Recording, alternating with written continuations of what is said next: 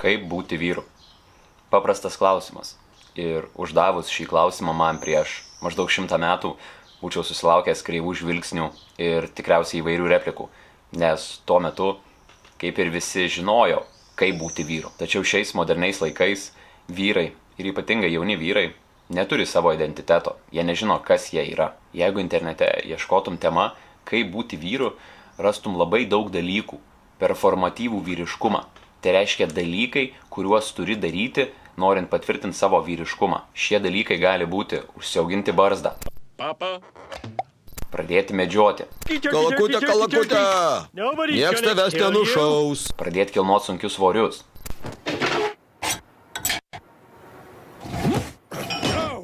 pradėti verslą, Klausykite, aš Homeris Simpsonas. išmokti, kaip suvilioti moterį, išmokti kovoti, išmokti šaudyti su ginklu, Mesk. išmokti ir pradėti domėti sportu, Sveiki visi, aš Bretas Ganslelmenas. Dabar trečioji pati svarbiausia tarptautinės futbolo lygos savaitė. gerti viskį, rūkyti cigarus ir taip toliau. Visą savaitę mano baras kvepės nuostabiai. Daugelis iš šitų dalykų skamba kaip tikrai šaunūs užsiėmimai ir daugelis iš jų tau tikrai būtų naudingi. Tačiau visi šitie dalykai tiesiog parodo, ką turėtų daryti vyras, bet ne kaip būti vyru. Aš galbūt ir nespinduliuoju perdėtų vyriškumu, bet giliai viduje aš esu labai vyriškas, nes būti vyru yra labai paprasta. Ir tai beveik nieko neturi bendra su tuo, kaip tu atrodai ar ką tu veiki. Are you ready? Būti vyru yra labai paprasta. Tau reikia tik 2 dalykų. Tau reikia stuburo ir tau reikia poros kiaušų. Viskas. Jeigu tu turi stuburą ir turi porą kiaušų, tu esi vyras. Tik noriu patikslinti, kad aš nekalbu apie tiesioginius dalykus, nes stuburą turi visi žmonės ir kiaušus turi kiekvienas vyras. Aš kalbu apie stuburą ir kiaušus perkeltine prasme. Ir pakalbėkime apie tai atskirai. Stuburas reiškia, kad esi pasirengęs pastovėti. Anatomiškai tau reikia stuburo, kad tu stovėtum tiesiai. Gera laikysena. Ačiū, motina vis kartoja, kad išlenktas stuburas velnio karuselė. Ei, neduosiu. Netekai stuburo. Vis sugalvoji, kaip dar mane nuvilti.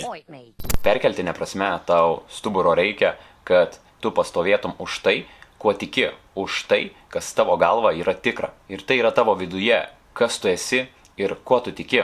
Ir tarkim, tu žinai, kas tu esi ir kuo tu tiki, kas iš savęs yra labai sunku ir sudėtinga. Didžioji dalis dalykų, kuriuos tu žinai ar tu galvoji, kad yra tikra, tai buvo įdėta kitų žmonių. Ir didžiaja dalimi visa tai yra šūdas. Daugumai žmonių reikia daugybės metų darbo su savimi, reflektavimo, tam, kad save pažintų, tam, kad suprastų, kas jie yra ir kuo jie tiki iš tikrųjų, kokios jų yra vertybės, ko jie tikisi iš savęs ir ko jie tikisi iš kitų, ko jie tikisi iš gyvenimo. Praktiškai visi jauni vyrai ir daugelis vyresnių nežino savo vertybių, nežino, kas yra tikra, ir nežino, kas jie tokie esą.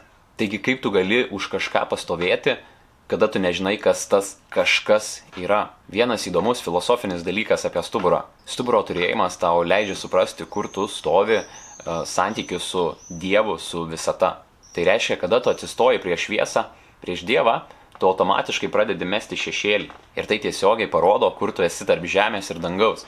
Tiesioginė ta žodžio prasme. Įsivaizduok, tu atsistoji prieš šviesą, atsistoji prieš saulę.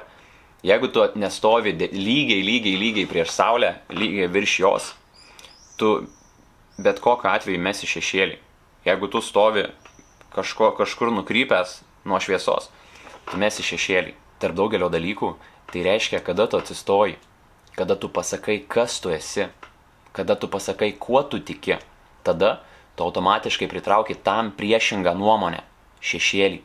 Žmonės su tavimi nesutiks, žmonės tau nepritars, jie tavęs nemėgs, kai kurie tave niekins. Ir kuo tu aukščiau stovi, tuo labiau kiti žmonės tave puls, tau grasins ir norės su tavimi susidorot. Tai yra didelė rizika atsistoti ir turėti stuburą. Todėl mes gerbiam žmonės, kurie stovi už tai, kas yra gera, už tai, kas yra garbinga, už tai, kas yra teisinga ir už tai, kas yra tikra, nepaisydami to, kas jam gali atsitikti. Alternatyva turėti stuburą yra būti be stuburių. Ir tai nėra labai fainas dalykas. Tu eini per gyvenimą, niekada taip ir nežinodamas, kas tu esi, kuo tu tiki. Daugelis žmonių žino, kas jie yra, jie žino, ko jie tiki. Tačiau jie taip ir neranda savo vietos pasaulyje, taip ir neišlenda iš savo slėptuvių, pasakydami, štai aš. Ir taip yra dėl to, kad trūksta antro ingrediento, tai yra poros kiaušų. Turėti kiaušus asocijuojasi su tuo, kad tu esi pasirengęs prisimti riziką būti kažkuo, specifišku individualu, su vertybėmis ir įsitikinimais. Tai reiškia, atsakai už bazarą, tai reiškia, kad tau yra pohui, ar su tavimi sutinka, ar ne. Ir tas pats išsireiškimas po hui reiškia po pimpalu, kiaušai. Tai reiškia, kad tau nusispjauti, ar tau pritars, ar nepritars. Man nesvarbu, ar aš tau patinku, ar tu manęs nekenti. Tai reiškia, kad tu esi pasirengęs padėti savo santykius, karjerą, statusą, reputaciją ir netgi savo gyvybę ant ribos, stovėdamas už tai, kas tavo galva yra tikra ir teisinga. Palauk, sustok! Aš turiu šiukšlių! Jūs patys prasčiausi šiukšlininkai! Taip, jums sakau, jūs šiukšliaėdžiai smirdintys maišai! Kaip mus pavadinai? Neprisimenu, daug žmonių ką nors reikia. Pavadinai mus šiukšliaėdžiais smirdinčiais maišais. Ar įsimylėjėlių diena nieko tavęs neišmokė? Ji buvo vakar žioply. Gera naujiena. Susimušiau su šiukšlininkais ir jie daugiau nebeveš mūsų šiukšlių. O Dieve, ką mes darysim? Mesim šiukšlės į krūvą? Geriau jau gyventi šiukšlinę, negu pasaulyje, kurį valdo šiukšlininkai. Tėti, ar čia dar viena situacija, kai viską galima buvo išspręsti paprasčiausiu atsiprašymu? Aš niekada neatsiprašinėjau, Liza. Atleisk, bet toks jau esu. Jeigu tu turi stuburą ir neturi kiaušų, tu leidi savo gyvenimą slėpdamasis. Slėpdamasis nuo savo draugų, nuo savo šeimos, nuo savo moters ir blogiausia, kad slėpdamasis nuo savęs paties. Techniškai tu negali reikalauti iš kitų, kad jie tave gerbtų. Tu turi tai nusipelnyti. Tačiau tu drastiškai gali pakelti savo šansus būti gerbiamas, jeigu tu stovi už tai, kas tavo galva yra garbinga, nepaisydamas to, kas tau gali nutikti. Paradoksalu, bet mum patinka žmonės, kuriem nesvarbu, ką mes apie juos manom. Ir atvirkščiai yra tiesa. Tai kad mum nepatinka žmonės, kurie specialiai stengiasi kažką daryti tam, kad mum įtiktų, ar tam, kad mum patiktų. Greita santrauka. Jeigu tu žinai, kas esi, ir tu žinai, kas tavo galvoje yra tikra, ir tu esi pasirengęs pastovėti už tai, rizikuodamas viskuo, dėl tų įsitikinimų, sveikinu, brolau, tu esi vyras. Tau nereikia užsiauginti barzdos, tau nereikia pradėti medžiot, tau nereikia pradėti sekti sporto komandų rezultatų, tau nereikia permiegoti su pusė miesto moterų, tau nereikia gerti viskio, rūkyti cigarų, tau reikia stuburo ir tau reikia kiaušų. Jeigu tu turi šiuos du dalykus, bet neturi visų anksčiau išvardintų, mano galva, tu esi vyras. Ir jeigu tu turi visus aukščiau išvardintus, bet neturi šitų dviejų dalykų, mano galva, tu nesi vyras. Tikiuosi, kad tai tau suteikia šiek tiek aiškumo apie tai, kaip būti vyru. Baigta.